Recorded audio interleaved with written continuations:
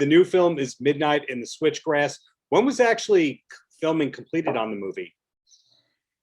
That is a long question to answer, surprisingly. We started filming in March of 2020, which that month and year can feel like a trigger word for a lot of people. Sure. We started filming in March and we were shut down after a cruise ship docked in Puerto Rico and COVID began to run rampant on the island. And we needed to shut down to keep our cast and crew safe, especially those in Puerto Rico. So we went back thinking what was going to be a 2-week hiatus, as everyone did when they left their jobs, saying, see you later. And we were going to go back in April. Then April became May, and May became May 15th. And then it was June 1st. And then it was June 15th. And we finally went back to Puerto Rico in the beginning of July. We had an amazing 2-week trip there filled with lots of rehearsal and a table read. And then the Puerto Rican government ran out of COVID tests. So they were only able to test symptomatic people.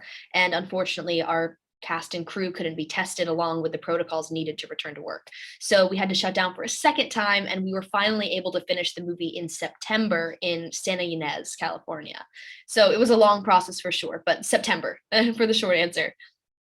Wow. Well, one of the things that, of course, has a lot of people talking about the film isn't just the great script, it's the fact that it's so star-studded, present company included. Now, when you signed on to the film, did you know that there was also going to be all these big names involved?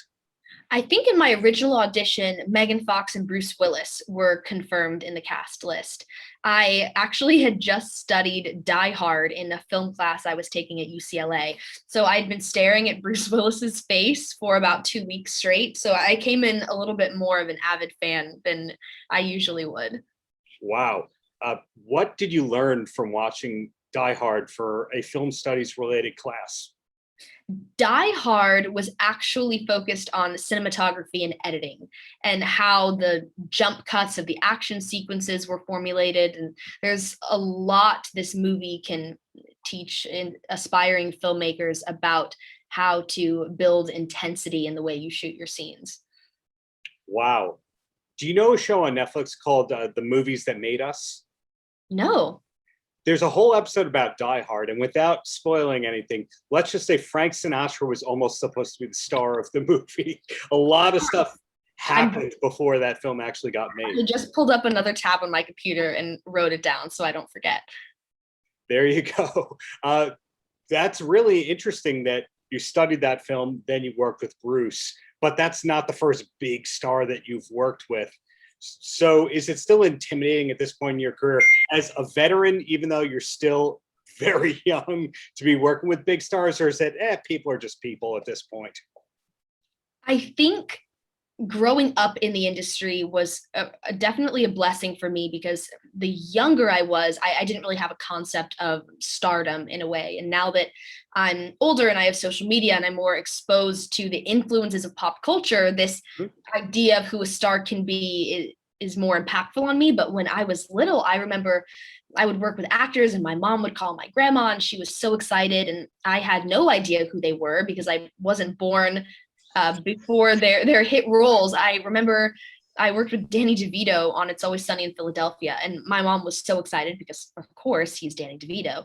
And I was 5, turning 6, I think, and I was like, who's Danny DeVito? And my mom was like, well, he's this really nice man who's about your height. And, and I didn't have a concept of the stardom and the impact that he has, but now I value the photo I have with him a lot more. Yeah. Well, that is actually a super interesting point in your IMDb page. You're one of the few people that worked on It's Always Sunny in Philadelphia and The Mick. Is that a coincidence, or did they like you from this and they brought you to there? It was a complete coincidence, actually, but it was so fun returning to the Mick and seeing how many crew members had transferred over from the It's Always Sunny set. And a lot of the hair and makeup team was like, I feel like your face is so familiar, because I've pretty much looked the same since I was about 5. I'd have to imagine you're the only person who's worked on It's Always Sunny in Philadelphia and Doc McStuffins both. Yeah, that was definitely a very, very fun opportunity. That was one of my first and probably biggest voiceover roles I've done. I loved it growing up because I didn't have to be camera ready when I went to work, and I could go into the recording booth in my PJs. That's what I remember loving most about working on Doc McStuffins. Cool. So, hey, bring it back to the film, because, hey, that's why they connect us, not to talk about your many, many, many credits of being a hardworking, prolific actress and all that. Is this the last thing that you filmed, Midnight in the Switchgrass? Yes, and thank you. I love that we're going from Doc McStuffins to full abduction. And yes, the filming process was from the majority of 2020, actually. Worked on that, and this will be the next movie I have coming out. I went straight from the Midnight in the Switchgrass set to film season 5 of my show, Dwight in Shining Armor. And we also filmed that during the pandemic with all of the protocols, and it was such a learning curve for sure. But the series finale of that show has already aired, and Midnight in the Switchgrass will be coming out next. With that little bit of idle time that you had over the last year and change, any new surprising hobbies you picked up? Any new surprising hobbies?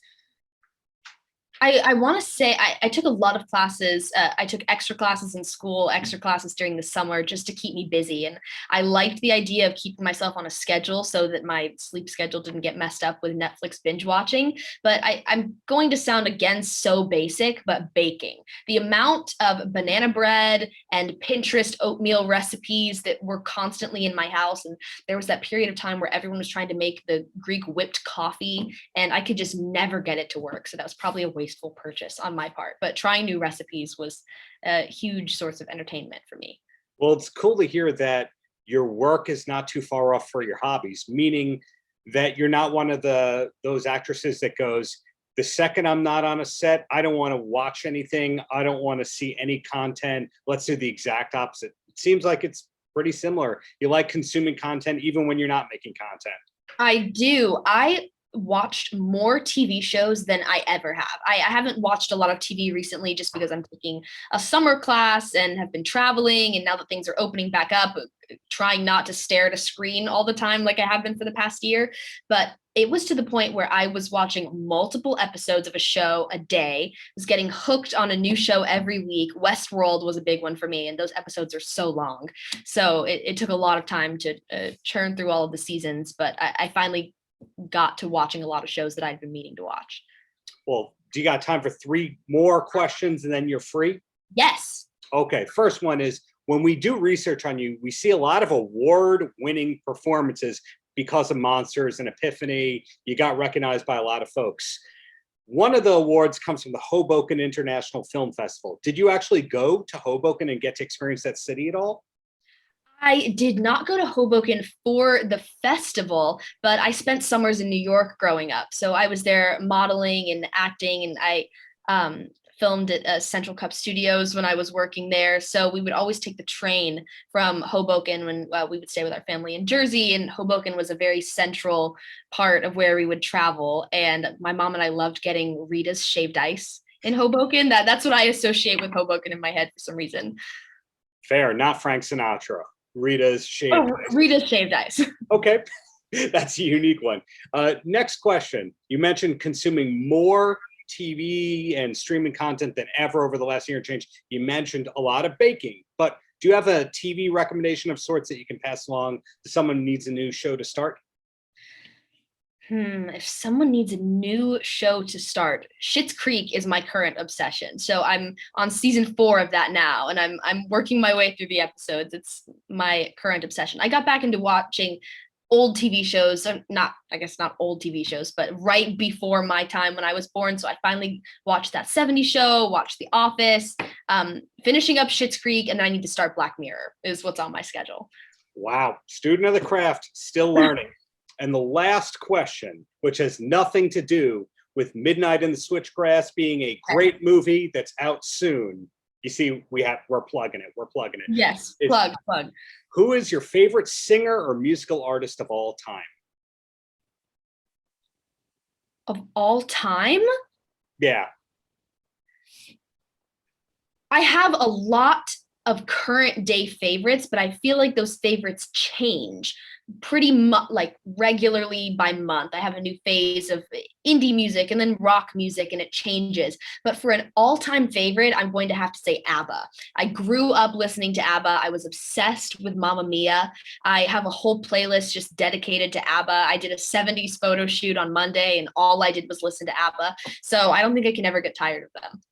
Great taste. Well, thank you so much for your time, Caitlin. Looking forward to whatever's coming next from you soon. Thank you so much, Darren. Paltrocast.